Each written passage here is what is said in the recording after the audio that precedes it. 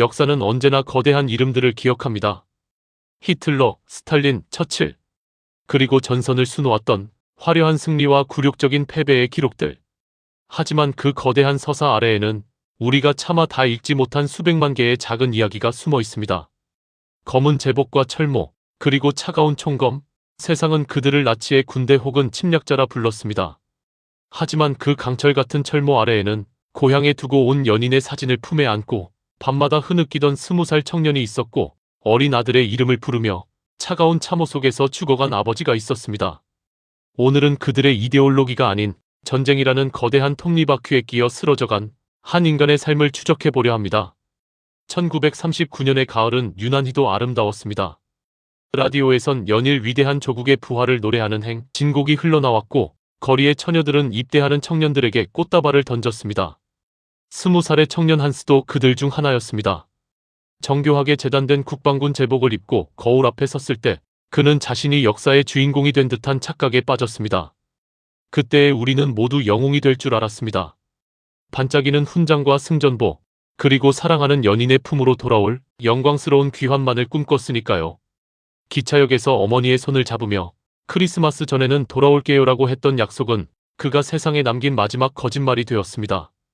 그는 몰랐습니다. 그 제복이 곧 자신의 수의가 될 것임을.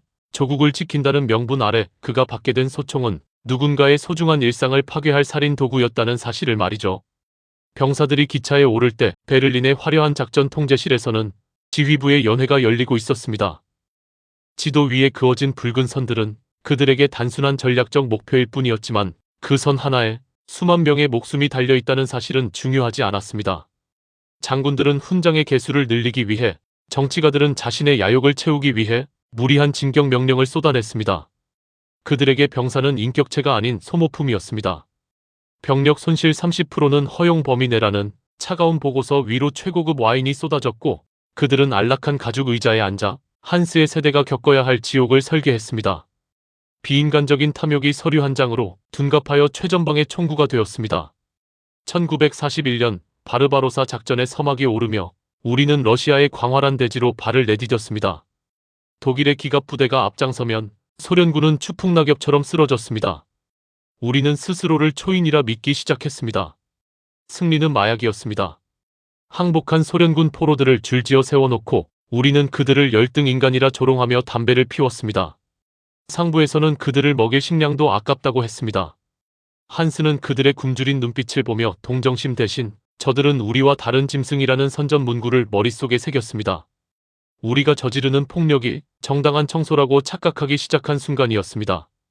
전진하는 길목마다 마을이 불탔습니다. 게릴라를 색출한다는 명목하에 우리는 민가를 뒤졌고 노인과 여인들을 광장으로 몰아넣었습니다.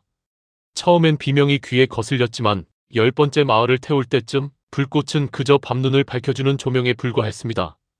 어느 날 밤 폐허가 된 민가에서 마주친 아이의 눈동자 속에서 한스는 자신의 동생을 보았습니다. 하지만 들려온 총성과 정적, 한스가 그때 느낀 것은 죄책감이 아니라 이제 이곳에서 잠을 잘 수 있겠구나라는 끔찍한 안도감이었습니다. 나는 누구인가? 나는 영웅인가? 아니면 그저 살인자인가? 투구 안에서 흘리는 그의 눈물은 누구에게도 보이지 않았고 그의 영혼은 그렇게 마모되어 갔습니다. 독일군의 기세는 하늘을 찌를 듯 했습니다. 끝도 없이 펼쳐진 우크라이나의 밀밭을 가르며 전차들이 질주할 때 우리는 우리가 지구의 새로운 주인이라고 확신했습니다. 점령하는 도시마다 붉은 깃발이 내려가고 하켄크로이츠가 걸렸습니다. 한스는 전차 위에 앉아 승전가를 부르며 적의 수도인 모스크바가 저 멀리 지평선 끝에 보인다는 소문에 가슴 설렜습니다. 보급품은 넘쳐났고 우리는 소련군이 버리고 간 보드카를 마시며 승리를 자축했습니다. 이것 봐, 볼셰비키들은 싸울 줄도 몰라. 전우들의 웃음소리가 전선에 가득했습니다. 하지만 그 환희 뒤편에서 우리가 지나온 길에는 수천 구의 시신이 먼지처럼 쌓여가고 있었다는 사실을 우리는 애써 외면했습니다. 승리라는 화려한 조명이 우리의 눈을 멀게 했던 것입니다. 그 시각, 독일의 평화로운 마을에서는 한스의 가족들이 시계를 거꾸로 돌리며 그를 기다리고 있었습니다. 어머니는 매일 아침 사과나무 아래를 청소하며 아들이 돌아올 길을 닦았고 어린 동생은 형이 보내준 낡은 훈장을 가슴에 달고 영웅이 된 형의 모습을 상상했습니다. 한스, 내가 제일 좋아하는 감자 요리를 해두마. 몸 건강히만 돌아오렴. 아버지가 써내려간 편지에는 전장의 피비린내 대신 고향의 흙내음이 담겨 있었습니다. 가족들에게 한스는 세계를 정복하는 위대한 전사가 아니라 그저 저녁이면 문을 열고 들어와 웃어주어야 할 사랑하는 아들이자 형이었습니다.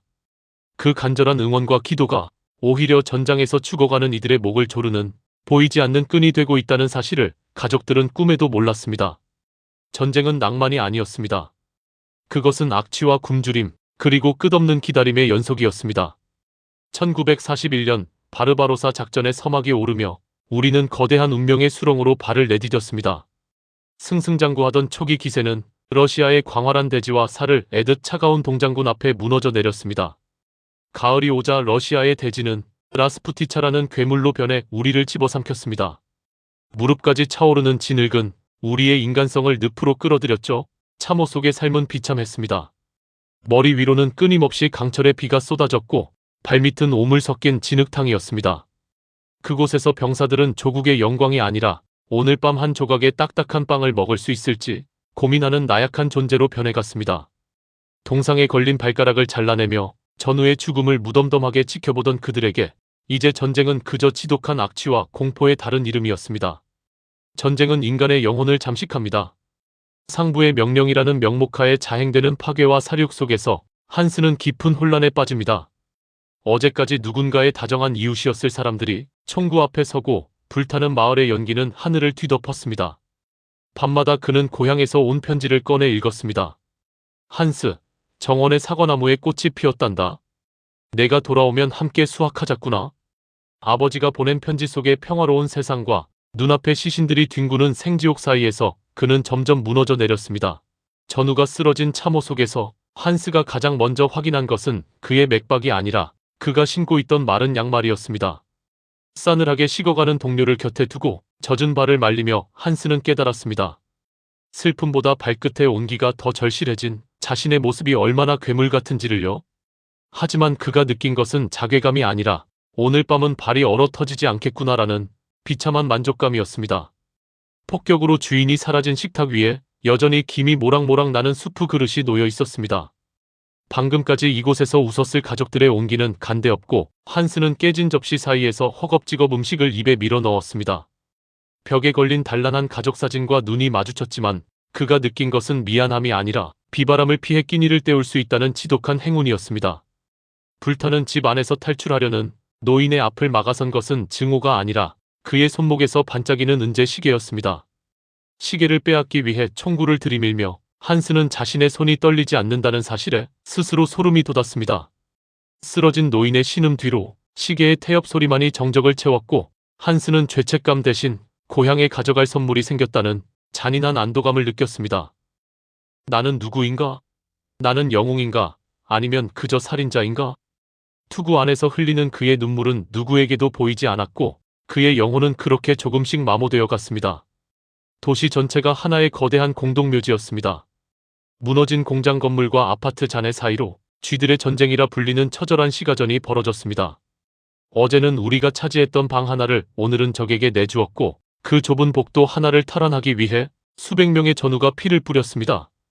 총알이 떨어지면 야전삽으로 서로의 머리를 내리쳤고 어둠 속에서는 누가 아군인지 적군인지도 모른 채 서로의 목을 졸랐습니다. 건물 벽은 피로 도배되었고 공기 중에는 화약 냄새와 썩어가는 시신의 악취가 뒤섞여 숨조차 쉬기 힘들었습니다. 한스는 어느 무너진 지하실에서 며칠째 굶주린 채 죽어가는 어린 병사의 손을 잡았습니다. 그 소년병의 눈에는 조국의 영광도 히틀러의 야망도 없었습니다. 오직 집에 가고 싶어라는 마지막 단어만이 힘겹게 흘러나왔을 뿐입니다. 그 지옥 같은 현장에서 우리는 영웅이 아니라 버려진 유령들이었습니다. 1942년 겨울 스탈린그라드, 그곳은 인간이 상상할 수 있는 가장 깊은 지옥이었습니다. 보급은 끊겼고 병사들은 말에 가죽을 씹으며 버텼습니다. 항복은 곧 죽음이었고 전진은 곧 자살이었습니다. 하늘에서 내리는 눈은 더 이상 축복이 아니라 산채로 우리를 덮는 수위였습니다. 수만 명의 전우가 차가운 콘크리트 더미 아래 묻혔습니다. 마지막 후송 비행기가 떠날 때 한스는 고향으로 보낼 짧은 쪽지를 동료에게 건넸습니다. 어머니, 사과나무 아래 저를 기다리지 마세요. 저는 이곳에 남습니다. 그것은 유언이었습니다. 제국은 그들을 영웅으로 선전하며 끝까지 싸울 것을 명령했지만 정작 그들이 원했던 것은 조국의 승리가 아니라 따뜻한 코코아 한 잔과 어머니의 품이었습니다. 전쟁은 끝났습니다. 누군가는 전범의 낙인을 안고 평생을 숨어 살았고 누군가는 시베리아의 수용소에서 이름 없이 사라졌습니다. 살아남은 자들에게 남은 것은 승리의 영광이 아니라 평생을 괴롭히는 외상 후 스트레스와 죽어간 전우들에 대한 죄책감이었습니다. 고향으로 돌아왔지만 그들이 지키려 했던 세상은 이미 잿더미가 되어 사라진 뒤였습니다. 우리가 이 비극적인 병사들의 이야기를 기억해야 하는 이유는 무엇일까요? 그들은 낯이라는 괴물의 손발이 되어 세상을 파괴했지만 동시에 그 괴물에게 가장 먼저 잡아먹힌 청춘들이기도 했습니다. 어떤 청춘도 국가의 야망을 위해 제물로 바쳐져서는 안 됩니다. 철모 아래 감춰졌던 그들의 눈물은 80년이 지난 지금 우리에게 묻습니다. 당신이 누리는 이 평화가 얼마나 많은 평범한 이들의 희생 위에 세워진 것인지 알고 있느냐고 말이죠. 전쟁 영화 속 그들은 그저 냉혹한 살인자이자 파괴자, 인간의 탈을 쓴 악마처럼 보였습니다. 하지만 카메라를 넘어 그들의 곁에 서서 바라본 진실은 달랐습니다. 그곳엔 우리와 똑같이 죽음의 공포에 떨고 밤마다 고향의 가족을 그리워하며 자신의 손에 묻은 피를 보며 괴로워하던 평범한 청년과 이웃집 아저씨가 서 있었습니다. 대체 누가, 그리고 무엇이 이 평범했던 이들을 악마의 전장에 몰아넣고 괴물로 만들었어야만 했을까요? 전쟁은 결코 승자를 낳지 않습니다. 오직 상실만을 낳을 뿐입니다. 역사의 거대한 수레바퀴에 깔려 사라진 모든 이름 없는 영혼들에게 이 짧은 기록을 바칩니다. 전쟁은 늙은이들이 결정하고 죽는 것은 젊은이들이다. 허버트 후버